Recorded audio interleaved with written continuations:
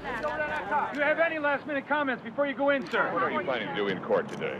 We're asking the court to order the Immigration and Naturalization Service to recognize the validity of the marriage between Tony Sullivan and Richard Adams. Tony is an Australian citizen, and he's seeking, through Richard, to be permitted to stay in this country on a permanent basis as the spouse of an American citizen. Has there been a case like this before, or is this a precedent-setting case? There's never been a case involving whether or not gay men or women have the right to marry one another brought in the federal courts. This is the first one. I'm not going to be separated from Richard unless he decided he did not want to be with me, and it's the same, both ways. We've gotten closer and closer as years pass by. It's an amazing, incredibly intimate feeling, and it's grown.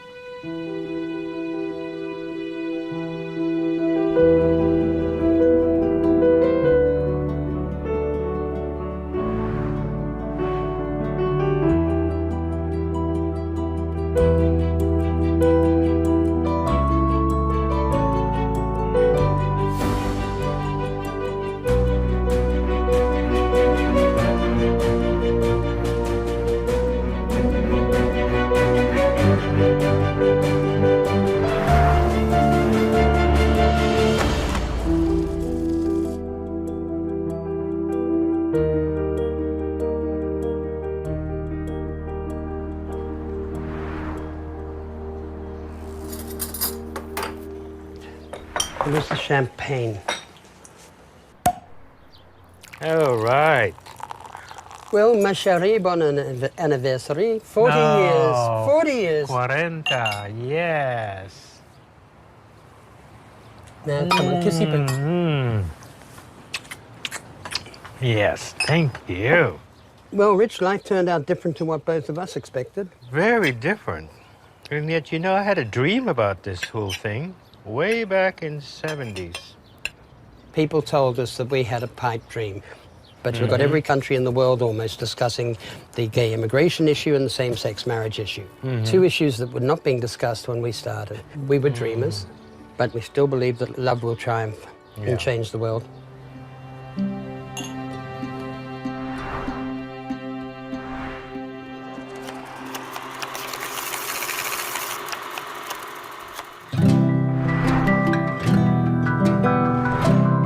Tony and I met on Cinco de Mayo in 1971.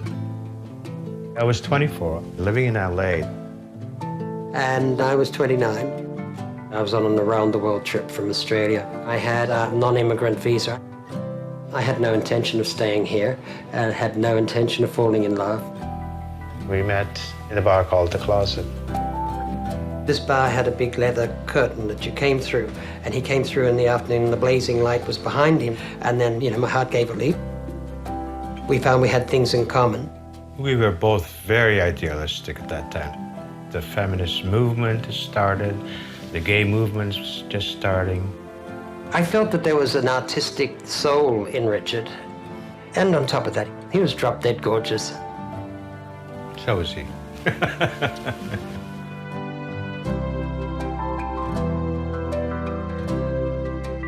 When Tony and Richard met in the early 1970s as citizens of two different countries, there was no country in the world that provided for immigration for same-sex couples, and they had no country to go to.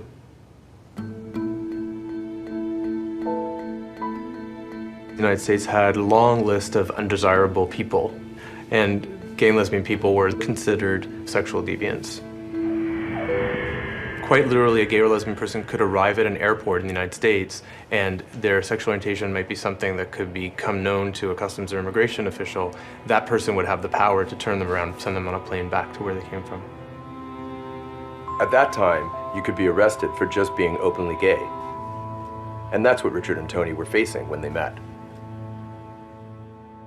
My brother and Tony are opposites. It's like salt, pepper, yin and yang, oil, water. My brother's quiet and easygoing. Tony's boisterous. He reminded us of Robert Redford. When Richard brought Tony to our house, I was 10. While we were growing up, they took us everywhere, did everything with us. Right off the bat, we all as siblings accepted Tony. I never expected really to have a family in the context of being a gay person. I did not have a happy life before knowing Richard. So this was the first place in the world I had been happy. I grew up privileged in the 40s. But it was a very, very abusive home situation. I mean, my mother even at one stage was even going to have me lobotomized because I was gay. And thank God my father stopped her. I was very difficult, and Richard nurtured and cared for me in a way that no one else in my whole life had done for me. I was aware of his immigration status because Tony had a multiple entry visa. I would go to Mexico and cross the border and take my passport and get it re-stamped every 3 months.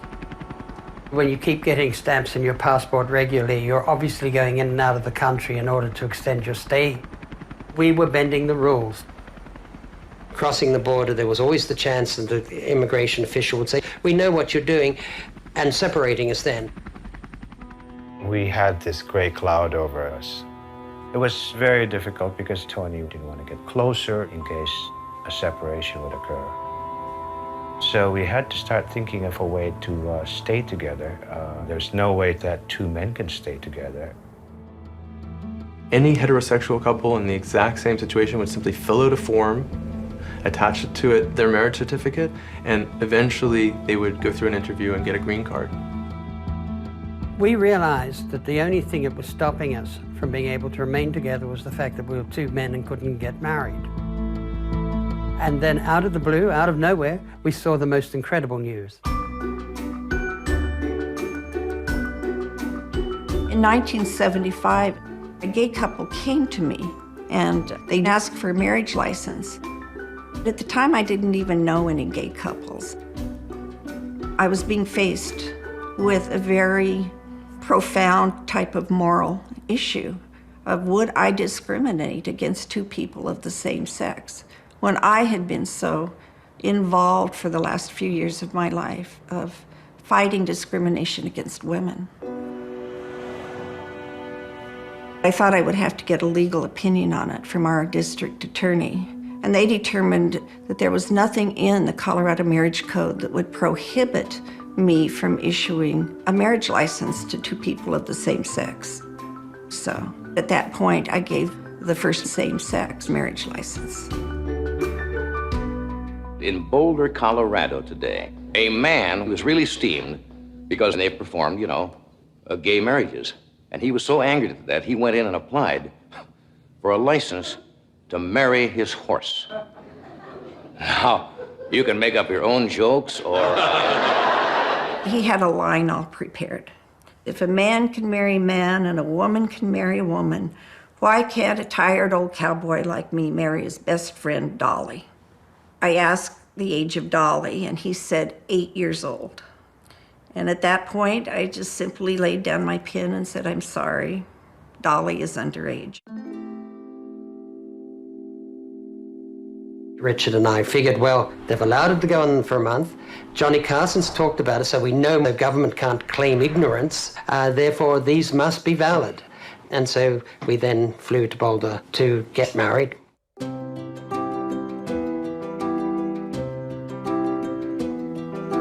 I remember our wedding day in Colorado very well. Took our friends, our ministers, flew to Boulder, and it was very exciting. The press picked up on it, and it was really quite chaotic. We got the license in the morning and immediately got married, took the license straight back into the office, and it was registered.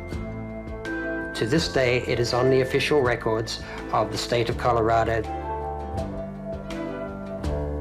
The love I had for him at that moment, I hope everyone has a chance to feel that in life.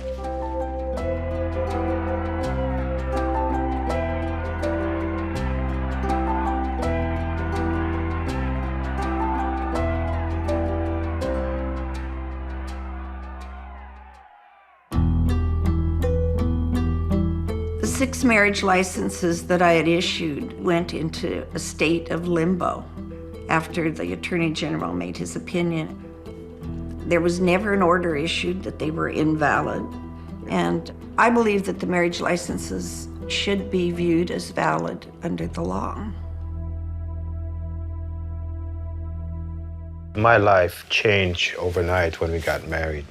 All of a sudden, everyone looked at me differently, especially because of the publicity it had gotten.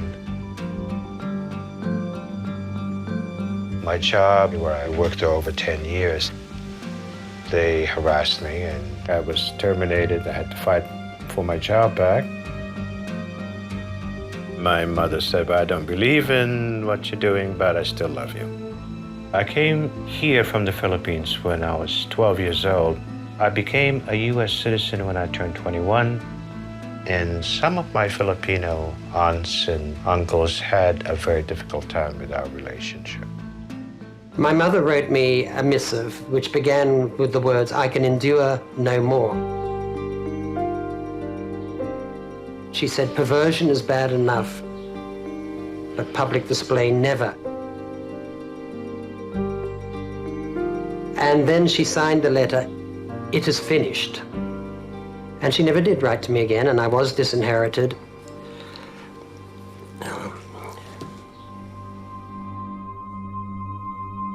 When we got married, the very first thing I did do was to apply for Tony to have a green card as a spouse of an American citizen.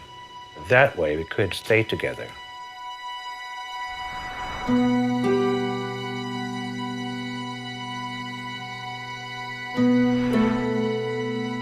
When I opened the letter, I handed it to the postman and I said, "Excuse me if I read that correctly."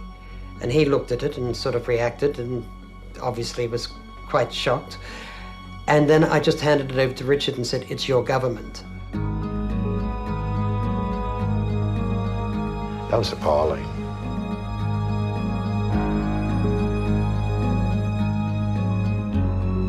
The decision was turned down because you have failed to establish that a bona fide marital relationship can exist between two faggots.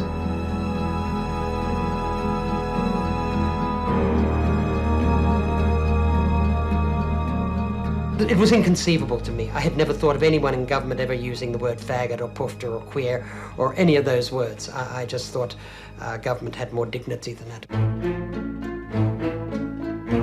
In denying Richard's petition, they were in effect denying me a green card.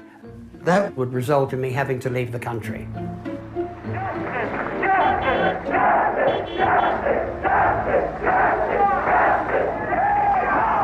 The Sunday after the faggot letter, Reverend Troy Perry of the MCC Church had a 500-person demonstration downtown the Federal Building on our behalf. When we got the faggot letter, I knew decent people would be shocked by their government using the word faggot, and that maybe we would get some kind of hearing as a result. We went to the ACLU. The faggot letter had got so much publicity that they referred us to an attorney called David Brown. What we're trying to do is to educate the courts and the public about something that has existed for thousands of years, and that is a meaningful relationship between two gay persons. When my brother and Tony started this, it was unheard of. It took a lot of courage because back then nobody had any tolerance. There was discrimination on every level. The Supreme Court today ruled that the individual states are not violating constitutional rights when they pass laws against private homosexual relations between consenting adults.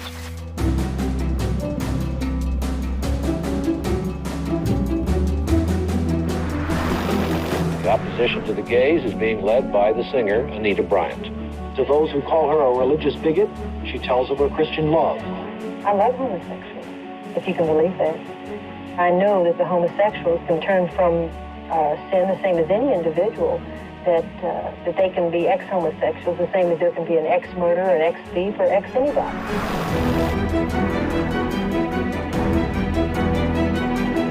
I am legally married to Richard by the laws of this country, and And that's why we're here today, asking for compassion and understanding and equal rights of heterosexuals in our case. Tony and Richard went to the federal court and argued that their marriage should be valid for immigration law purposes, and that to discriminate against them because they're a marriage of two men is unconstitutional discrimination. Under the name of Richard, in a case called Adams versus Howerton, we filed suit against the United States. We're asking Judge Hill to order the Immigration Service to recognize that these two men are in fact married and they have the right to live with one another in the United States. What will happen if Judge Hill turns down your request? We will appeal to the Federal Court of Appeals for the Ninth Circuit, and we'll take this case as far as we have to. A U.S. district judge said he didn't have to recognize our marriage because marriage was intended to be between a man and a woman for the propagation of the species. That case went through to the Ninth Circuit Court of Appeals. We lost in the court, and so as a result, we then filed an action with the Supreme Court of the United States, who declined to hear the case. You say now, because you've been gone so long from Australia, that it would be a hardship for you to go back there. Richard doesn't qualify for immigration into Australia, and so sending me to Australia would be separating me from Richard. Richard and Tony, at the same time, proceeded to request the immigration court that his deportation be suspended because it would cause extreme hardship to Tony to be deported to Australia. We had a hearing before Judge Griffin of the Immigration and Naturalization Service. And this judge said that it would cause no emotional hardship to separate us. And so he ruled that I was deportable.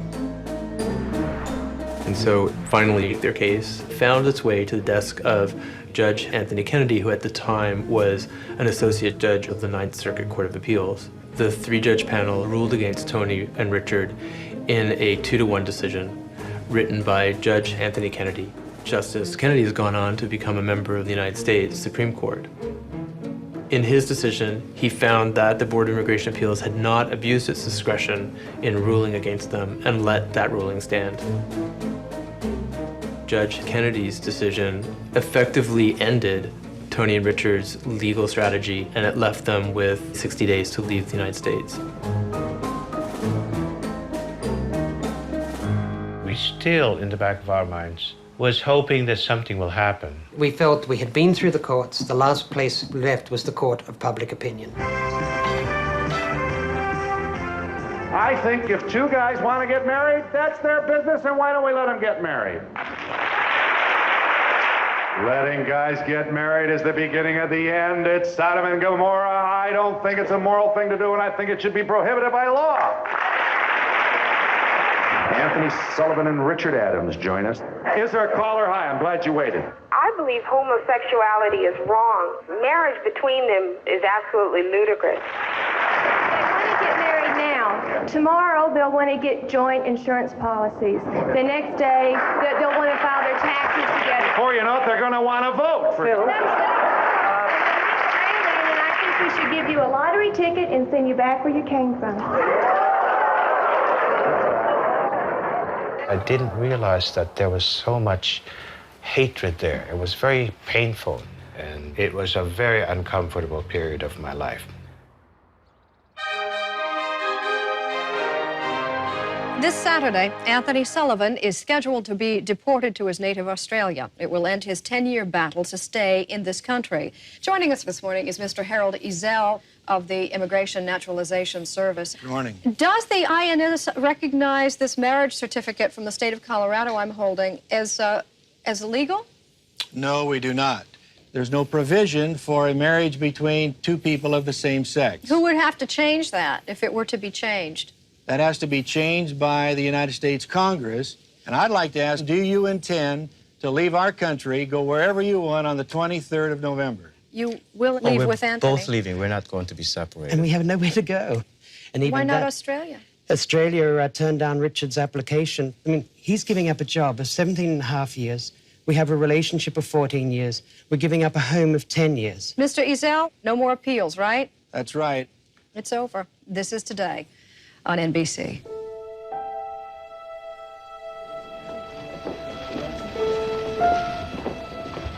We had to get rid of all our things. It was so hectic. I can deal with giving up our possessions, but I can't deal with the separation from my friends. We keep hoping it's not going to come. Probably won't hit us until we do leave the airport, but we keep praying for them. It was a media circus at the airport. There were people in suits from the government watching what was going on. It was the most difficult period. I had to leave my family. It was almost like death.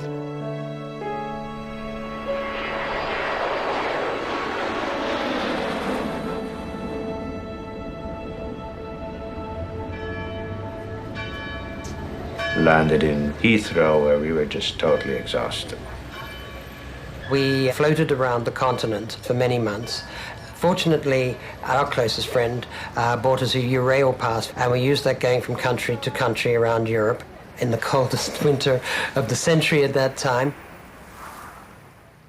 We had very little money. We had close friends who helped buy some clothes and boots. I felt such a severe separation from my family that I've been with all my life. And I remember we just said, we belong home in Los Angeles. We needed to be back with our friends and our family, people who made our life meaningful.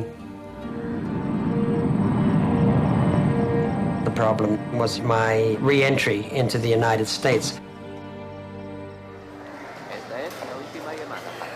We got to Mexico, where my friend Jeremy was there to meet us.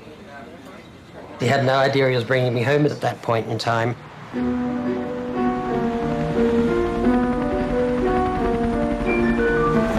The big problem was crossing the border, and I'll be quite honest, I was scared about it. And then we got to the border, and I had 2 days' growth on, and I put on a cap like someone from Bakersfield would wear. I was hoping to exploit the racism of the immigration border people. They were looking for non-white people. The American border person put his head in the window and said, "Are you Americans?" And Jeremy started to show his driver's license. Before he go any further, the guy just looked at me and said, "Of course you are, of course you are. Go across." And Jeremy started to get all excited. And I said, no, you've got to stay absolutely calm till we get round the corner. He later told me before he died of AIDS, that it was a moment he was the proudest of in his life. And of course, I am totally, completely and utterly illegal now.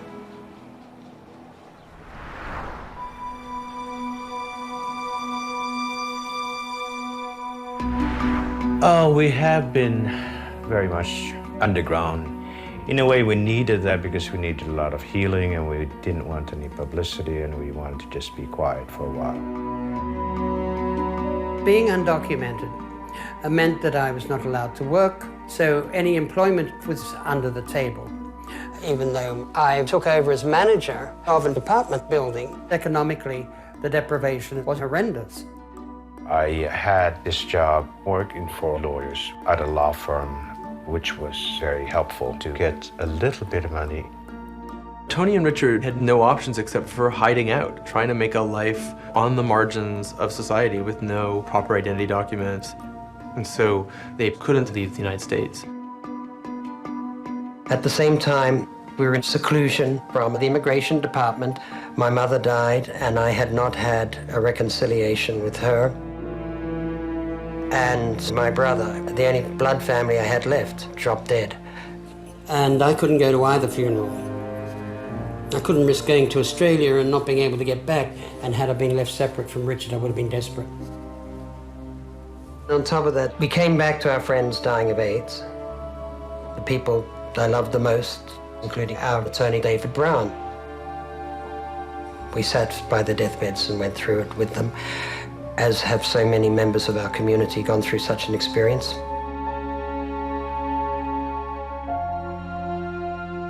The late 80s, early 90s was a horrible period for all of us. Horrible period for a lot of us.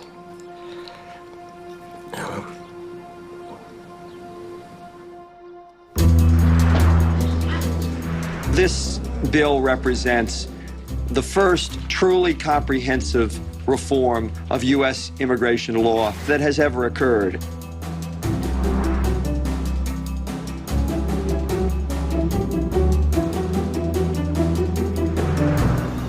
Hawaii is considering legalizing gay marriages. Openly gay Congressman Barney Frank scoffed at warnings that the institution of marriage is threatened. Well, gee, Hawaii is pretty far away. Won't the ocean stop it?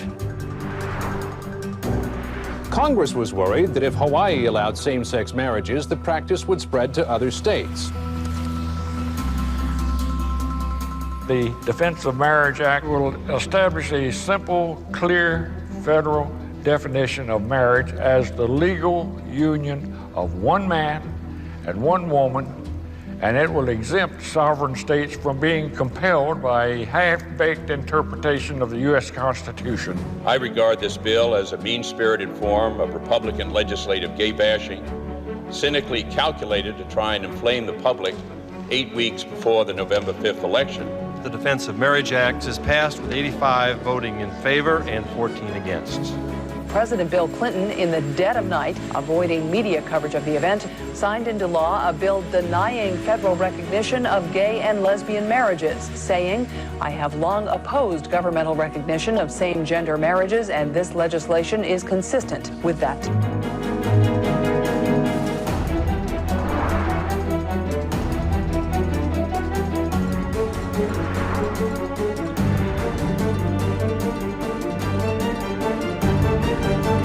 I have to say I have some element of worry. Anything to do with immigration since September the 11th is all that much harder. We're more in a closet now on one level than when we first met. And they aren't shielding it, huh? Okay. Did you empty this teapot? I did. Oh, you put the leaves in? I just did. That's a I mistake. know I should have put hot water first. No, but see, there's water in there, and it's going to make water. No, but you see, you've got the leaves are getting dead. Oh, well, I've that's been okay. doing it like this for years. You haven't That's why seen I it. make it myself when I really want to. And you like my tea. I think what this situation has created is this burden of institutions trying to separate you or turning you into criminals. I remember one time going to a therapist and saying, you know, we have allowed this issue to become a monster and took over our relationship. Unfortunately, because of the Defense of Marriage Act, by 2002, there were about 36,000 same-sex binational couples in the United States living under threat of separation, just like Tony and Richard. We need the United States government to behave now as it's supposed to now, so those of us living under this kind of nonsense can cease living that way and get on with our lives. Gay and lesbian couples in Massachusetts are already busy planning June weddings. Well, if the gay marriage question were put to a nationwide vote, 61% of Americans oppose laws to recognize same-sex marriages.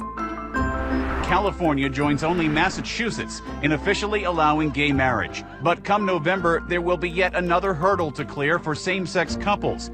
In November, Californians will vote on a constitutional amendment defining marriage between a man and a woman.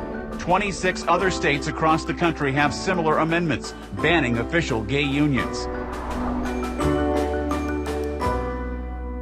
The issue on the ballot, Proposition number 8, the constitutional amendment that eliminates the rights of same-sex couples to marry, has passed, with about 52.5% of the voters putting a stop to gay marriages in the state of California. Spokesman for Yes on 8 said what Californians did was protect traditional marriage, but the No on 8 forces say that the passage of Prop 8 is just a temporary defeat in the long march toward civil rights in America. This shows it's not, you know, we've had a bit of an easy ride of late on the issue. This shows us the battle's got to keep going on, we've got to keep fighting, and it's obvious that I have got to join everyone else in fighting this.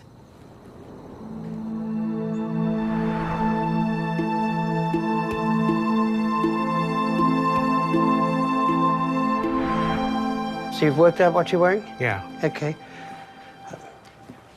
You watch, I'll probably end up changing 5 times. You know how I am. Yeah, I think I'll wear what I'm... Okay, well, I'm going to go around and get dressed. Yeah, okay. All right. Do you have any concerns about me speaking tonight? I'm a bit anxious what could happen. I have your pills, by the way. Good. My greatest concern for Tony is that one day, officers of the Immigration and Customs Enforcement will roll up in front of his apartment building in their car, and get out, ring his doorbell, and take him away. They'll take him to a detention facility, and he would be put on a plane and deported to Australia, where he obviously has not lived in decades.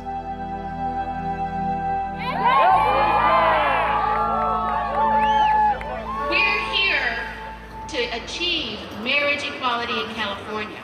By stepping up and making himself known and raising his voice, Tony is risking everything. Please welcome Tony and Richard. Thank you. Beside me is Tony. We have loved each other and we share our lives together for almost 38 years.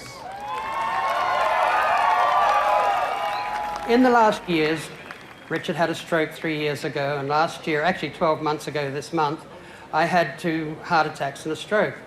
We've come out of it very well, nothing to worry about there. But what got us through was our need to live for each other. It wasn't a case of living for oneself, but for each other. And this is something that is so important about relationships. It's not just, let's go off and get married. Thank you.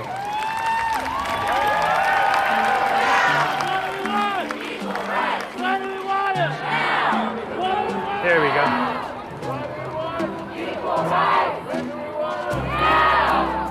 I feel more open.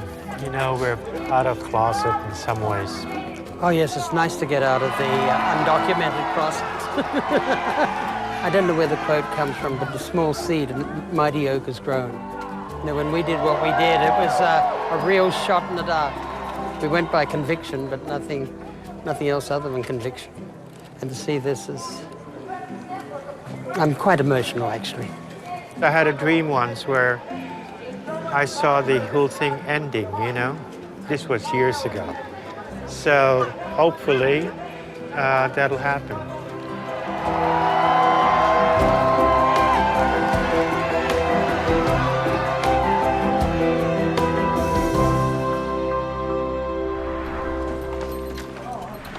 Have a seat inside here. Okay, thank you. Thank you. Everything's pretty much under control. I do have to say thank you for sending me off to the cardiologist. You saved my life. That's good. How about you? Feeling okay overall?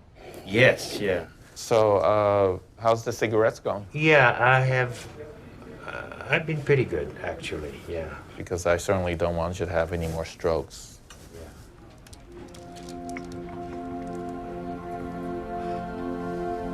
Let me just have you put your hands out like this. Close your eyes.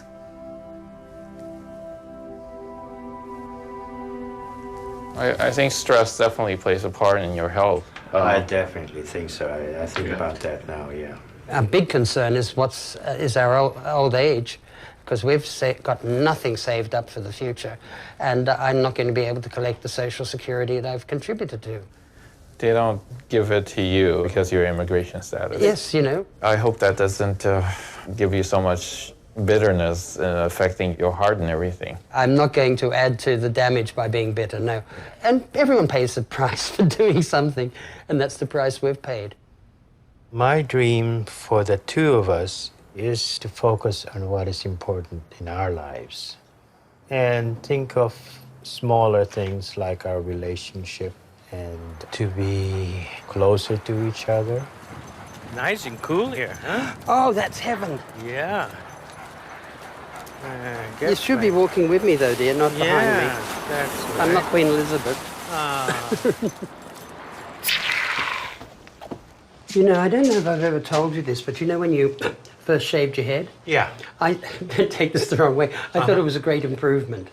Oh, it really did. Yes, it was. But by the way, do you know what they call a bald head in Australia? What? A nude nut. Anyhow, I'm going back to get some more coffee. Oh, well, can you get me some too? I'm learning to take life as it comes. It's sort of a strange patience.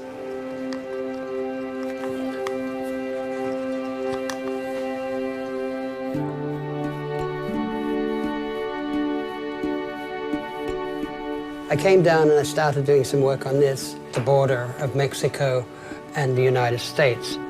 We're building a fence to keep undocumented persons out. But a fence also serves to keep people in. I have heard that the Immigration Department was notified that I was back in the country. Why they haven't chosen to come after me, for a variety of reasons. Maybe they're ashamed of what they did in the past. But the great lesson I've learned from all of this is you have to live your life, but I will refuse to live in fear.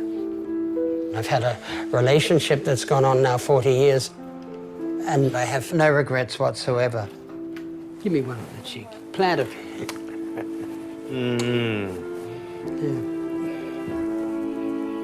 We had thought that our case would be finished by now.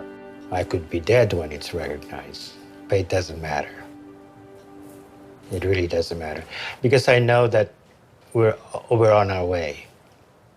We're on our way to winning the battle. Meantime, there is this Fox News alert. The Obama administration has just announced that it will no longer defend the Same-Sex Marriage, the Defense of Marriage Act in court. They call it DOMA, Defense of Marriage Act. President Clinton signed this thing. Late word tonight that gay marriage will become legal in New York State. It is signed. Washington State becomes the 7th state in the nation to legalize same-sex marriage. The big story here today is President Obama's reversal on gay marriage. It is important for me to go ahead and affirm same-sex couples should be able to get married. For the first time, more than 50% of Americans say gay marriage should be legal. A federal appeals court today struck down parts of the National Defense of Marriage Act. For the first time in history, voters have approved same-sex marriage, and it's being hailed as a huge victory for gays and lesbians. It has gone to a ballot 33 times and failed, and now in one night, it is likely that 4 of 4 have won. This is absolutely extraordinary, and it's a change that has happened in hardly any time whatsoever.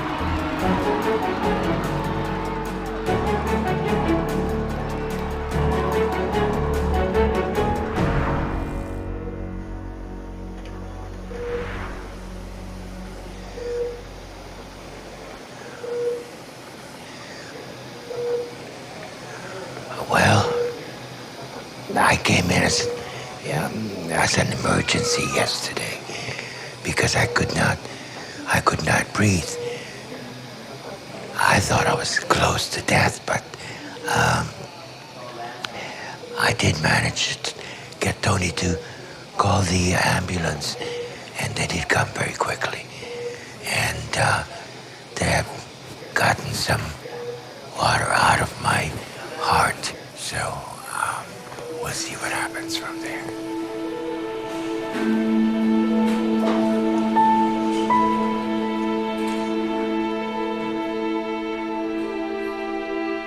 We got him to the emergency at the hospital, and then they discovered that there were cancer cells in the fluid that they decanted, and that he was diagnosed with stage 4 lung cancer.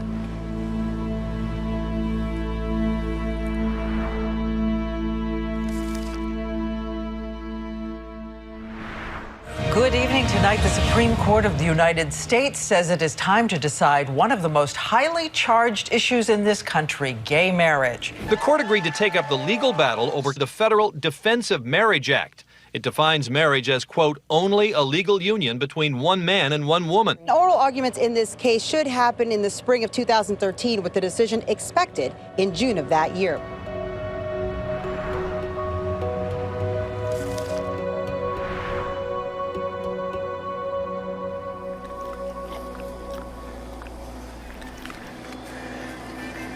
I just had a spoonful of the leftover grits. Now I know why they call them grits. They're gritty. Okay, put this in. Okay. Well, that's good. So everything okay? Perfect. Okay. Yeah. Oh, this is Levy. Okay. Ah, dear. It's been a while since I've seen you guys. Mm-hmm. How are you doing? I just had my chemotherapy. I know you don't have a lot of energy, so I want to make sure that we use our time to talk about some of the legal details. You know, for years we've been talking about Tony's immigration status. Yeah. And now the Supreme Court made an announcement that it was going to decide whether marriages will be recognized by the federal government, including for immigration purposes. And the fight that you started will be decided probably by June. Mm-hmm. And You got to be around for that. You got to be, you know. Yeah. He's got to. certainly worked hard enough to get there. So seems like all my life. Right. 40 years. Yeah. Unfortunately, we also have to plan for what happens if Tony's by himself at that time. What it means for me is that we probably should consider, getting married in another state. Since your marriage in Colorado was so long ago, and we believe it's a valid marriage, but we want to give a little extra protection here and make sure that we have a marriage where there's absolutely no question at all. So I brought the papers to prepare for the Washington State marriage license today. I suppose, actually, Richard, we will view it as a reaffirmation ceremony, and the state can view it as a marriage ceremony. How's that feel? Sounds good. Okay. When we got married, Richard made one condition to the marriage ceremony. Traditionally, it's people say until death do us part. He had it changed to as long as there is love. And we've already said that if we had to go through another ceremony, we'd keep those words there.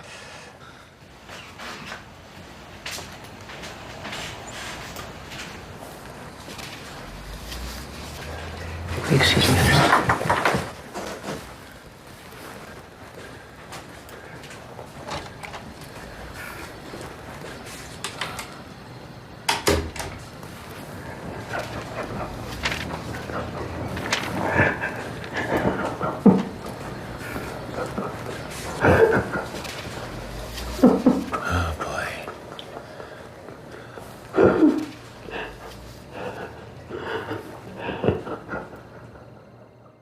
The person I become would not be the person if I hadn't met Richard. He turned me into the kind of human being that I wanted to be. I feel even deeper and closer to him because he expressed things this time that he never did before. He's the most wonderful person I could have had in my life, even though he's irritating. And my goodness, but I'll overlook all that. Yeah, yeah.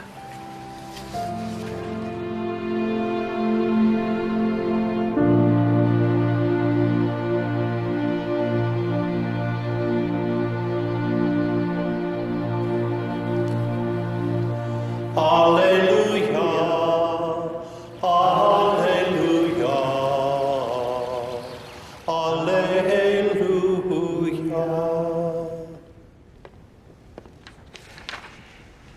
We met during the hippie period of life, and we saw that authority had no right to interfere with people loving each other. A part of that love is Richard's family. Where his family was, our home was. First of all, I want to refer to Richard's mother, Ellen. Richard loved you dearly. You were his friend, and anything that affected you affected him. His sisters and brothers, my sisters and brothers, we're family. We know what we're all on about, and we all know how much Richard loved us and how much we loved Richard. For 41 and a half years of 70 3/4 years, Richard has been in my life. For 2/3 of my life, I was a participant in a love story. How great is that? Even if I paid a high price for the life I have had, I am grateful. I am truly grateful. Thank you. And thank you, Richard.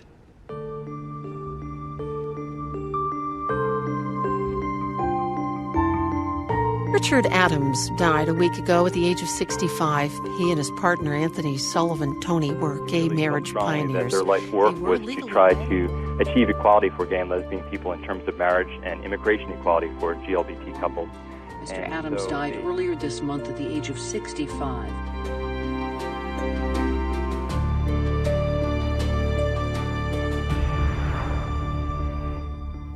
We, the people, declare today that the most evident of truths, that all of us are created equal, is the star that guides us still, just as it guided our forebears through Seneca Falls and Selma and Stonewall.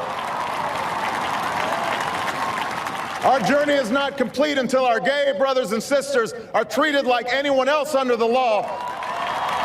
For if we are truly created equal, then surely the love we commit to one another must be equal as well. Today, as the Supreme Court heard a second day of arguments on same-sex marriage, several justices raised concerns about DOMA. There are two kinds of marriages, the full marriage and then the sort of skim milk marriage. The question is whether or not the federal government, under our federalism scheme, has the authority to regulate marriage.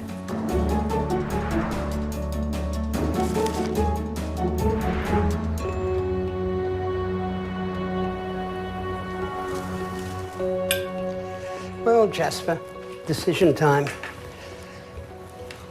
Not that I think you're very interested. We want to start there. The justices are about to release two of their most anticipated decisions on same-sex marriage. The Supreme Court has just struck down the Federal Defense of Marriage Act. It's a 5-4 decision written by Justice Anthony Kennedy. And the Supreme Court here is saying that the federal government can't make distinctions between same-sex and opposite-sex couples in terms of what marriages the federal government will recognize. It's a significant ruling from the Supreme Court. No question about it. Yeah, Savannah, we have now got our first formal reaction from the President of the United States. Barack Obama just tweeted, today's DOMA ruling is a historic step forward for hashtag marriage equality. And then he wrote hashtag love is love. We also heard just moments before that from one of the president's top advisors during the course of his campaign. Good morning, Kathy. Good morning. Well, DOMA's been put out of the way. Yeah, but kind of bittersweet, right? Yeah, I wish Butch was with. I really wish Butch was with me. It's moments like these I hope there is a hereafter, and he's sitting on some little cloud watching down, other than just sitting in my heart. Richard was fighting for the right of a lot of people that probably wanted to do what he did, but didn't have the courage.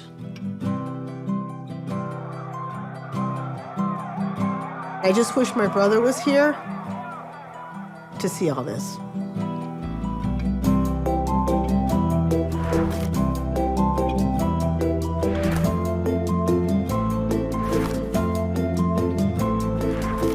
The Supreme Court said resoundingly today, federal law must change. There must be equality for same-sex couples who marry.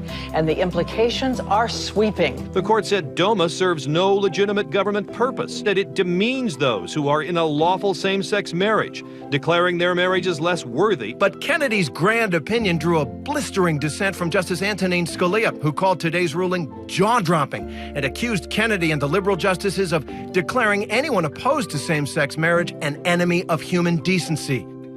The ruling means same-sex spouses can now get Social Security, retirement, and death benefits. And gay U.S. citizens can now sponsor their immigrant spouses for green cards. Outside the courtroom, jubilation, knowing that the court had instantly created a different future. It's really a little hard to absorb because I've lived with it now for 4 decades. It's ironic that Justice Anthony Kennedy cast a swing vote, because he was the judge who wrote the decision that forced me to leave the United States back in 1985. What he wrote in his DOMA ruling reveals his changed point of view on the issue.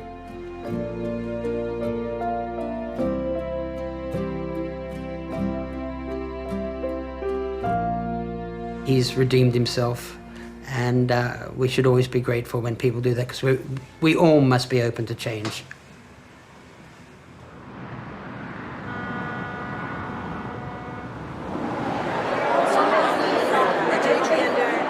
What an incredible couple of days this has been. One of our honorees, Tony Sullivan, and his partner, Richard Adams, were the first couple denied by the immigration agency based on their relationship. So tonight we are honoring the first couple to be denied and recognizing that tonight the first couple has been approved.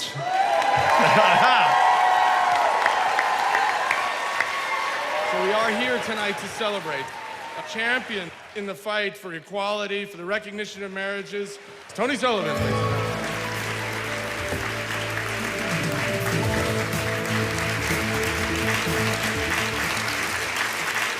Thank you very much, first of all. The day before Richard died, he said, "Tony, I want you to know something."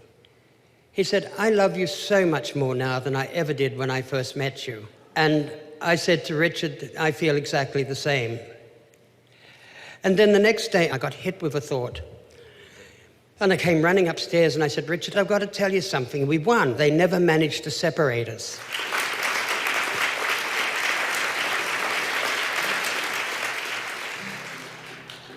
And then he looked at me and he paused and he thought and he said, "You're right.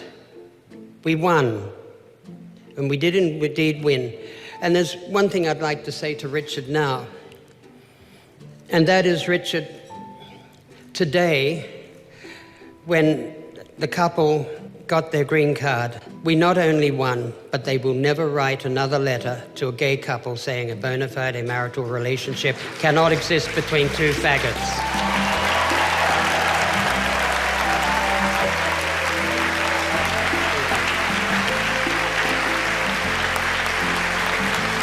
Thank you.